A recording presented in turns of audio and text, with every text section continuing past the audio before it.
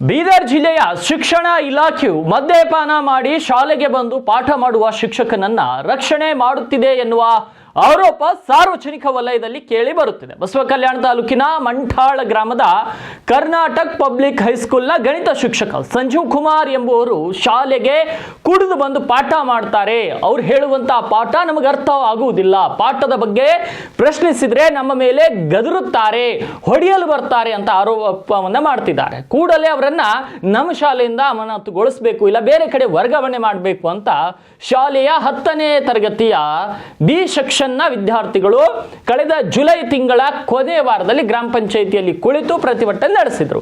ಈ ಕುರಿತು ಉತ್ತರ ಕರ್ನಾಟಕ ಸುದ್ದಿವಾಹಿನಿಯು ಮಕ್ಕಳಿಗೆ ಧ್ವನಿಯಾಗಿ ಮಕ್ಕಳ ಪರ ನಿಂತು ಸುದ್ದಿಯನ್ನ ಬಿತ್ತರಿಸಿತ್ತು.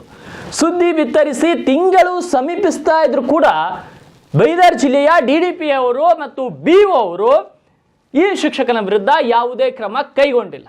ಮಕ್ಕಳ ಭವಿಷ್ಯಕ್ಕಿಂತ ಮದ್ಯಪಾನ ಮಾಡಿ ಶಾಲೆಗೆ ಬಂದು ಪಾಠ ಮಾಡುವ ಶಿಕ್ಷಕನ ಮೇಲೆ ಅಧಿಕಾರಿಗಳಿಗೆ ಹೆಚ್ಚು ಕಾಳಜಿ ಇದ್ದಂತೆ ಕಾಣಿಸ್ತಾ ಇದೆ. ಹಾಗಾಗಿ ಅಂತಹ ಶಿಕ್ಷಕನ ವಿರುದ್ಧ ಯಾವುದೇ ಕ್ರಮ ಕೈಗೊಳ್ಳುತ್ತಿಲ್ಲ ಅಂತ ಸಾರ್ವಜನಿಕ ವಲಯದಲ್ಲಿ ಮಾತುಗಳು ಕೇಳಿ ಬರ್ತಾ ಇದೆ.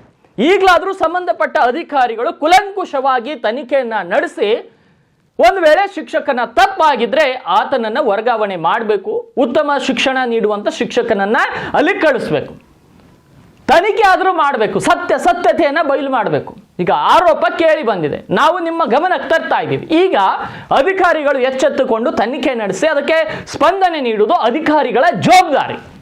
ಸುಮ್ಮನೆ ಇವರು ಅವರು ಆರೋಪ ಮಾಡ್ತಿದ್ದಾರೆ, ನಾವು ಸುದ್ದಿಯನ್ನ ಮಾಡ್ತಾ ಇದ್ದೀವಿ, ನೀವು ನೋಡ್ಕೊಂಡು ಎಂಜಾಯ್ ಮಾಡ್ತಾ ಇದ್ದೀರಾ ಅಂದ್ರೆ ಇದು ಪ್ರಜಾಪ್ರಭುತ್ವ ವ್ಯವಸ್ಥೆಯಲ್ಲಿ ಈ ತರದ್ದು ಸಲ್ಲದ್ದು. ನೋಡ್ಬೇಕು ಅಧಿಕಾರಿಗಳ ಮುಂದಿನ ಕ್ರಮ ಏನಿರುತ್ತೆ ಅನ್ನೋದನ್ನ. ನಾವು ತುಂಬಾ ದಿವಸ ಆಯ್ತು ನಾವು ಗಣಿತ ಸಲಕ್ಕೆ ನಾವು ಭಾಳ ಹೋರಾಡ್ತಾ ಇದ್ದೀವಿ ಸರ್. ಜಿತನ್ ಸರ್ ಲೆಟರ್ ಎಲ್ಲ ಕೊಟ್ವಿ ನಮ್ಮ ಸರ್, ಮತ್ತೆ ಪ್ರಿನ್ಸಿಪಲ್ ಸರಿಗೂ ಕೊಟ್ವಿ, ಆದ್ರೆ ಯಾರು ನಮಗೆ ಕೇರ್ ಮಾಡ್ತಾರೆ ಸರ್. ಏನಂತಾರ್ರಿ ಕೇಳರ? ಬರ್ತಾರೆ, ಇವತ್ತು ಬರ್ತಾರೆ, ನಾಳೆ ಬರ್ತಾರೆ ಅಂತಾರೆ ಸರ್, ಇವತ್ತು ಬರೋದು. ಈಗ ಇದ್ದ ಗಣಿತ ಟೀಚರ್ ಸಮಸ್ಯೆ ಏನದ, ಏನ್ ಮಾಡ್ತಾರ ಅವ್ರು ಸರ್ ಯಾಕೆ ಕ್ಲಾಸಿಗೆ ಬರಲ್ರಿ, ಬರ್ತಾರಿ ಅಟೆಂಡೆನ್ಸ್ ಕೊಡ್ತಾರೆ ಹೋಗ್ತಾರಿ, ಸ್ಯಾಲ್ರಿ ಎಲ್ಲ ಹೇಳಲ್ರಿ. ಒಂದ್ ದಿವ್ಸ 2 ದಿವಸ ಬಂದೀವ್ರಿ, ಅದೇ ಲೆಕ್ಕ ಹಾಕ್ತಿರಿ, ಒಂದ್ ಹಾಕ್ತಿರಿ, ಅವರೇ ಬಿಡಿಸ್ತೀರಿ ಪೂರ ಲೆಕ್ಕ ರೀ ಬಿಡಿಸಿ ಮತ್ತೆ 4 ಹೋಮ್ವರ್ಕ್ ಕೊಡ್ತೀರಿ ಮಾಡ್ಕೊಂಡು ಬರ್ರಿ ಅಂದ್ರೆ ನಿಮಗೆ ಎಕ್ಸ್ಪ್ಲೇನ್ ಮಾಡಿ ಹೇಳಲ್ಲ. ಬರ್ತಾರೆ ಸರ್, ನಾವ್ ಹೆಂಗ್ ಕಲಿಬೇಕ್ರಿ ಸರ್? 2 ತಿಂಗಳು 3 ತಿಂಗಳು ಒಮ್ಮೆ ಬರ್ತಾರ ಅಂದ್ರೆ ಸರ್ ಸಾಲಿಗೆ ಕರೆಕ್ಟ್ ಬರ್ತಾರೆ, ಸಾಲಿಗೂ ಬರಲ್ಲ. ಪ್ರತಿದಿನ ನೀವು ಸಾಲಿಗೆ ಹೋದಂಗ ಅವ್ರು ಬರ್ತಾರೆ. ಮತ್ತೆ ಹೆಂಗ್ ಮಾಡತ್ತೀರಿ? ಟ್ಯೂಷನ್ ಅದನ್ನ ಎಲ್ಲರೂ ಹೋಗ್ತಾರೆ, ಟ್ಯೂಷನ್ ಅದನ್ನ ಹೋಗಲ್ಲ.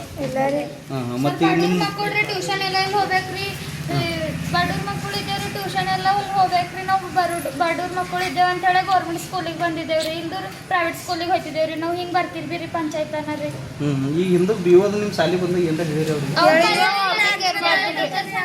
ಕ್ಲಾಸಿಗೆ ಬರ್ತೀವ್ರಿ, ಅವ್ರು ಇಲ್ದ್ರ ಹೋದ್ರ ಅಂದ್ರೆ ಬರ್ತಿದ್ದಿಲ್ರಿ. ನಿಮ್ಮ ಹೆಡ್ ಮಾಸ್ಟರ್ ಏನಂತಾರ?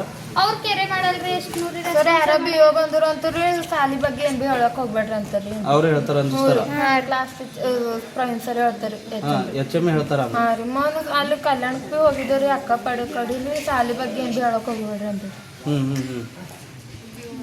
ಮತ್ತ ನಿಮ್ಗೆ ಈಗ ಏನು ಎಜುಕೇಶನ್ ಸರಿಯಾಗಿ ಸಿಗಲ್ಲ ಹೋಗಿದ್ರಿ?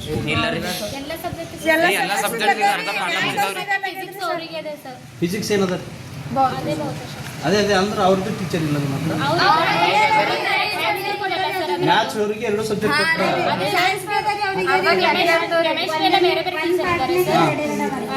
ಫಿಸಿಕ್ಸ್ ಮತ್ತೆ ಮ್ಯಾಥ್ಸ್ ಒಂದ್ ಸರಿ, ನಮ್ ಕೆಮಿಸ್ಟ್ರಿ ಅವೆಲ್ಲ ಅಲ್ಲಿ ಮ್ಯಾಥ್ಸ್ ಹೇಳೋರಿಗೆ ಮತ್ತೆ ಫಿಸಿಕ್ಸ್ ಬಿ ಹೇಳೋದು ಕೊಟ್ರ ನೀವು ಮ್ಯಾಥ್ಸ್ ಸರಿಯಾಗಿ ಹೇಳಲ್ಲ, ಮತ್ತೆ ಫಿಸಿಕ್ಸ್ ಯಾಕೆ ಕೊಟ್ರು ನೀವು ಕೇಳಿಲ್ಲ ಅವ್ರಿಗೆ? ಮತ್ತೆ ಸೈನ್ಸ್ ರೆಸ್ಪಾನ್ಸ್ ಮಾಡಲ್ರಿ, ಏನ್ ಕೇಳ್ಬೇಕು? ಅಲ್ಲ ಸೈನ್ಸ್ ಟೀಚರ್ ಅನ್ನೋ ಒಬ್ಬರೇ ಹೇಳ್ಬೇಕಲ್ಲ ಪೂರ ಎಲ್ಲ, ಮತ್ತೆ ಇಬ್ಬರು ಯಾಕೆ ಹೇಳ್ತಾರ? ನಾನು ನಿಮ್ಗೆ ಹಂಗೆ ಕೇಳ್ತೀನಿ, ಅದ್ರ ಬಗ್ಗೆ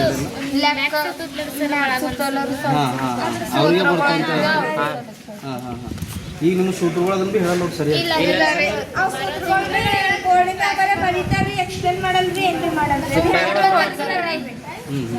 ಈಗ ಮುಂದೆ ಏನ್ ಮಾಡ್ತೀರಿ ಟೀಚರ್ ಬಂದಿಲ್ಲ ಅಂದ್ರೆ? ನಮಗವ್ರಿಗೆ ತೆಗೆದಾಕ್ರಿ ಸರ್, ನಮಗವ್ರು ಮಾಡಿ